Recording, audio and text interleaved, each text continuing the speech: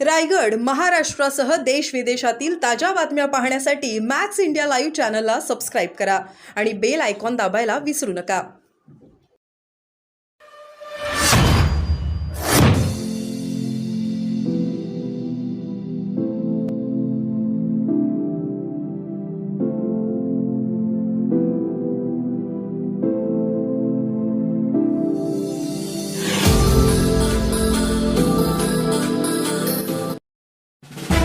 मंत्री नसलो तरी मंत्र्यापेक्षा जास्त काम करतो. 5 वर्षात सर्व विकास कामे पूर्ण करेन, कारण मी यापुढे कोणतीही निवडणूक लढविणार नाही. आमदार रविशेठ पाटील यांनी केले पालीतील नागरी सत्कार सोहळ्यात जाहीर. प्रकाश देसाई सामाजिक व सांस्कृतिक प्रतिष्ठानच्या वतीने आमदार रविशेठ पाटील यांचा भव्य नागरी सत्कार. प्रकाशभाऊ देसाई यांच्या पुढाकाराने नाट्य चळवळ टिकविण्याचे ऐतिहासिक काम केले आहे. आमदार रविशेठ पाटील. राजकीय व सामाजिक दृष्ट्या सुधागडच्या जनतेने मला भरभरून प्रेम दिले आहे. त्याचे ऋण म्हणून सुधागडच्या सर्वांगीण व शाश्वत विकासासाठी कटिबद्ध राहणार आहे. कॅबिनेट मंत्री असताना संधीचे सोने केले. मी स्वाभिमानी आहे. मंत्री नसलो तरी मंत्र्यापेक्षा जास्त काम करतो. 5 वर्षात सर्व विकास कामे पूर्ण करेन, कारण मी यापुढे कोणतीही निवडणूक लढविणार नाही, असे पेण सुधागड रोहा मतदारसंघाचे आमदार रविशेठ पाटील यांनी नुकतेच जाहीर केले. पालीतील प्रकाश देसाई सामाजिक व सांस्कृतिक प्रतिष्ठानतर्फे प्रकाशभाऊ देसाई, सिने अभिनेते प्रशांत दामले यांच्या हस्ते व अन्य मान्यवरांच्या उपस्थितीत आयोजित नागरी सत्कार सोहळ्यात रविशेठ पाटील यांनी जाहीर केले. आमदार रविशेठ पाटील पुढे म्हणाले की प्रकाशभाऊ देसाई यांच्या पुढाकाराने नाट्य चळवळ टिकविण्याचे एक मोठे काम केले आहे. ग्रामीण भागात राज्यस्तरीय एकांकिका स्पर्धा व त्याला मिळणारा उदंड प्रतिसाद पाहून माझ्यासारख्या कार्यकर्त्यांचं मन भरून आले, कारण ग्रामीण भागात आता नाट्यप्रयोग एकांकिकाचे प्रमाण कमी झाले आहे. शहरी भागात ही नाट्यगृहे बंद पडत चालली आहे. अशात प्रकाशभाऊ यांना धन्यवाद देईन की प्रकाशभाऊ देसाई व त्यांच्या सहकाऱ्यांनी अपार कष्ट व दुर्मिळ तपश्चर्या केली, ज्यामुळे सुधागडसारख्या दुर्मिळ गावांना राज्यस्तरीय एकांकिका स्पर्धांचा आस्वाद घेता आला. चित्रपटापेक्षा नाट्य संस्कृती महत्त्वाची असून ती जपली पाहिजे. आज समाजात नाट्य संस्कृती जपली जात नाही, याची खंत वाटते. ग्रामीण भागातील तरुण त्यांच्यातील सुप्त कलागुणांना वाव मिळून होतकरू कलाकार पुढे आले पाहिजे, यातच खरा मोठेपणा आहे. 5 वर्षात मी जास्तीत जास्त प्रलंबित राहिलेली सर्व विकास कामे करणार आहे, कारण यापुढे मी कोणतीही निवडणूक लढविणार नाही, असे रविशेठ पाटील यांनी सत्कार सोहळ्यात जाहीर केले. प्रतिष्ठानचे सर्वेसर्वा प्रकाशभाऊ देसाई म्हणाले की पेण सुधागड रोहा मतदारसंघाचे आमदार रविशेठ पाटील यांचा आज भव्य नागरी सत्कार करण्यात आला. सुधागडच्या विकासात्मक जडणघडणीत त्यांचे महत्त्वपूर्ण योगदान लाभले आहे. सुधागडमध्ये दुर्गम डोंगराळ माळरान पठार या ठिकाणी रस्त्यांचे त्यांनी यशस्वीरित्या जाळे विणले, गावोगावी रस्ते पोहोचवले. त्याचे फलित म्हणून त्यांना जनतेने विकासासाठी पुन्हा विधानसभेत पाठवले. आदिवासी बांधवांना त्यांनी खावटी वाटप केले. सुधागडच्या विकासासाठी त्यांनी नेहमीच झुकते माप दिले व यापुढेही देत राहतील असा विश्वास आहे, असे देसाई म्हणाले.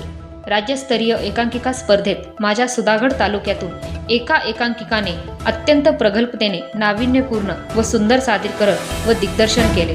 12 वर्षाचे फलित काय असते हे एकांकिकेच्या माध्यमातून सिद्ध झाले. प्रतिष्ठान व केवळ रसिक प्रेक्षक नव्हे तर होतकरू कलाकारांना निर्माणाचे काम देखील या प्रतिष्ठानने केले, याचा सार्थ अभिमान व समाधान वाटत असल्याचे देसाई म्हणाले. Dhammasheel Sawant, news bureau, Raigad.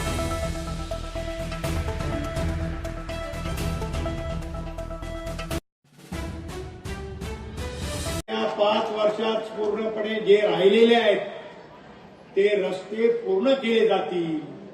बायपासचा जो रस्ता आहे तो पूर्ण केला जाईल. मला वाटते जे जे काय तुम्ही सांगाल ते इथे राहणार नाही, कारण मला माहिती आहे मंत्री असलो नसलो तरी आपण मंत्र्यापेक्षा जास्त काम करणार आहे. आणि म्हणून ह्या ठिकाणी आज आपण मी कधी हांजी करत नाही, स्वाभिमानाने जगणारा प्राणी आहे. आणि म्हणून आपल्याला आपल्या सगळ्या लोकांनी माझ्यावर जो विश्वास टाकला आहे त्या विश्वासाला कुठेही तडा जाऊ देणार नाही. आणि म्हणून आपल्याला या ठिकाणी सांगू इच्छितो, हे कार्यक्रम आपण या दुर्मिळ भागात होत आहेत. आमचे दुर्मिळ भागातले जे मुलं आहेत, ही मुलं तरबेज झाली पाहिजे. या नाट्य संस्कृतीला त्यांनी दाद दिली पाहिजे. आणि कलाकार म्हणून पुढे आले पाहिजे, ह्याच्यातच खरं मोठेपण आहे. आणि म्हणून या ठिकाणी आपल्याला सांगू इच्छितो की ह्या शहराला सुद्धा पाण्याचा मोठा प्रश्न आहे. शहराचा जो आपण तुम्ही सांगितला, तुमचा शब्द पडवू देणार नाही, तो शहराचा प्रश्न 100% सुटवला जाईल. या ठिकाणी ह्या शहराला फिल्टर पाणी मिळालं जाईल. मागच्या वर्षापासून मागच्या 5 वर्षे 10 वर्षे मी ऐकतोय, परंतु मला खोटं कधी बोलता येत नाही. मी खरा म्हणजे राजकारणी नावापुरता आहे, पण समाजकारणी मोठा आहे. आणि लोकांच्या ज्या समस्या आहेत त्या सुटल्या पाहिजेत. आणि म्हणून गेल्या 5 वर्षात खावटीचा जो प्रश्न होता महाराष्ट्रात कुठं वाटलं नाही, पण ही खावटी सुधागडला वाटली पाहिजे. आणि सुधागडला घरोघरी खावटी वाटण्याचं काम हे रवी पाटलांनी केलं. आणि म्हणून आपल्याला या ठिकाणी सांगू इच्छितो, आपण सगळे त्या कार्यक्रमाकडे लक्ष राहिलेलं आहे. सर्वांनी तसा माझ्यावर प्रेम ठेवा. याच्यानंतर मी निवडणूक लढणार, कारण मी ह्याच्या अगोदर बोललो असतो तर ती काहीतरी वेगळी शंका असते. म्हणून ह्या 5 वर्षात जेवढं सामाजिक काम करायचं आहे तेवढं आपण करणार आहोत आणि तुमच्यासाठी उपयोगी पडणार आहोत. जेवढं काय करता येईल तेवढं करायचं, चांगलं तेवढं करायचं, वाईट तेवढं सोडून द्यायचं, एवढंच या निमित्ताने सांगतो आणि माझी 2 शब्द पुरी करतो. जय हिंद, जय महाराष्ट्र.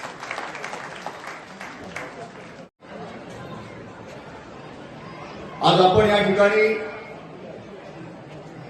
आपल्या मतदारसंघाचे आमदार, नवनिर्वाचित आमदार, ज्यांची 3री टर्म आहे, ज्यांनी स्वतःच्या 2ऱ्या टर्म मध्ये या महाराष्ट्राचं केंद्रीय कॅबिनेट मंत्रीपद भूषवलं, 5 वर्ष मंत्रीपद भूषवलं.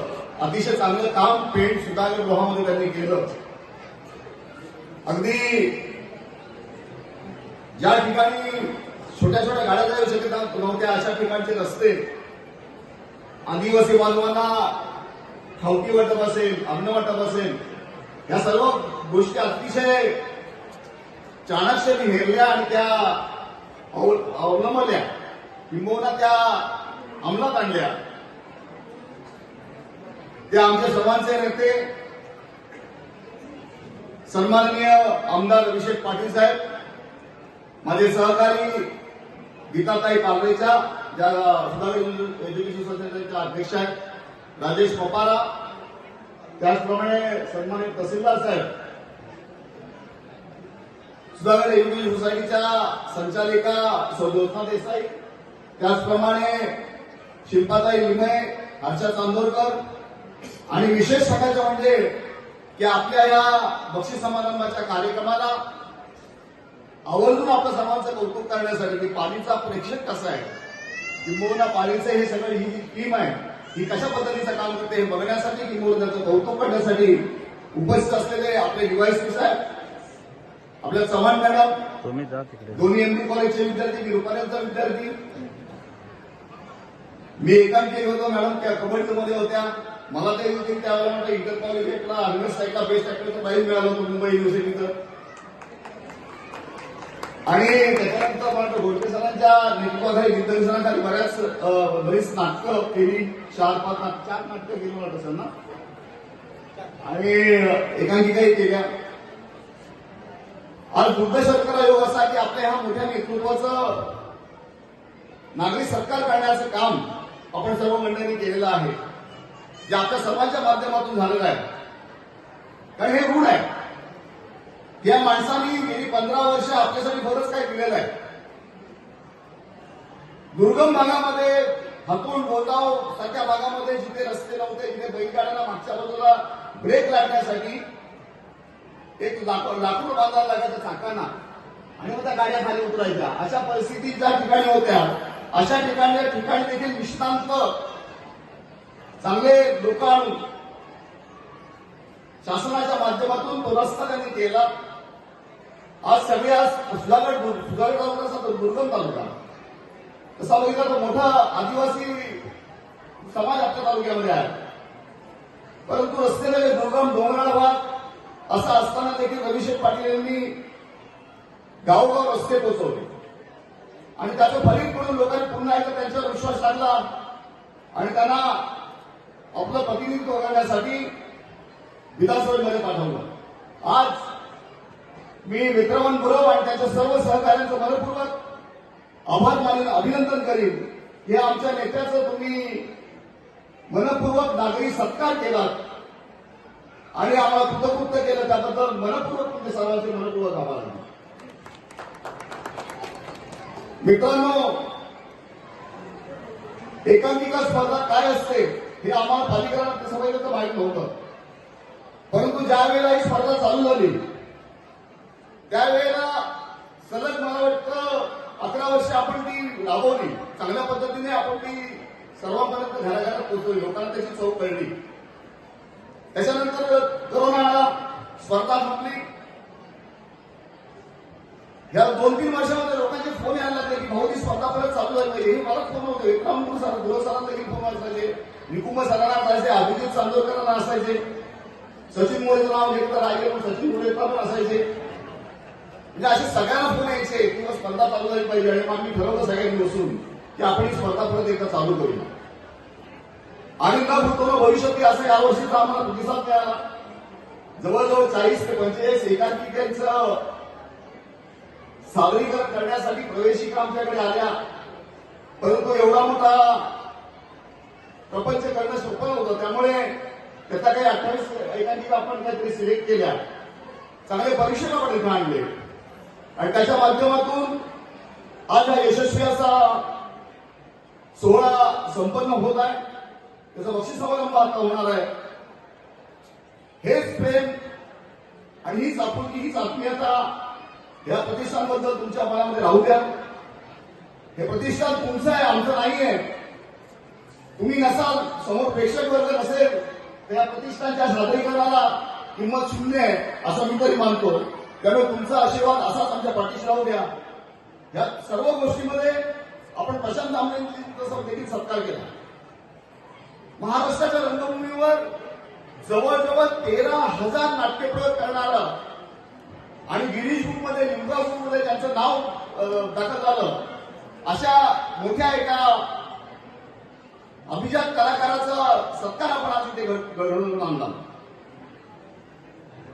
हे सत्कार होत असताना एक सत्कार होणं गरजेचं आहे असं मला वाटतं। माझे हे सगळे प्रतिष्ठानचे जे पदाधिकारी आहेत, विक्रमन गुरव सरांच्या नेतृत्वाखाली काम करणारी सगळी मंडळी आहे, त्यांचा सत्कार इथे होणं गरजेचं आहे आणि तो सगळ्यांचा सत्कार व्हावा अशी एक संकल्पना आमच्या सर्व इतर मंडळींच्या मनात आली। सोनार सर असतील, निकुंभ सर असतील, आम्ही सगळ्या मंडळी ठरवलं, शिल्पाताई पण आहेत त्याच्यामध्ये, आमच्या सगळ्यांनी ठरवलं की त्यांचा देखील सत्कार झाला पाहिजे। आणि त्याच्यातून अशी कल्पना आली की त्यांना देखील एक विठ्ठलरायाची मूर्ती त्यांना आपण भेट देऊया, जी आषाढीला विक्रमन गुरव सरांकडे राहील आणि उपाध्यक्ष म्हणून कार्तिकीला अभिजित चांदोरकरांकडे राहील। ही देखील कल्पना आम्ही त्याच्यासोबत मांडली। म्हणजे जर आषाढीला दर्शन घ्यायचं असेल तर गुरव सरांकडे आणि कार्तिकेला घ्यायचं असेल तर अभिजित चांदोरकरांकडे जायचं, या पद्धतीची संकल्पना मांडली। मी या सत्कारासाठी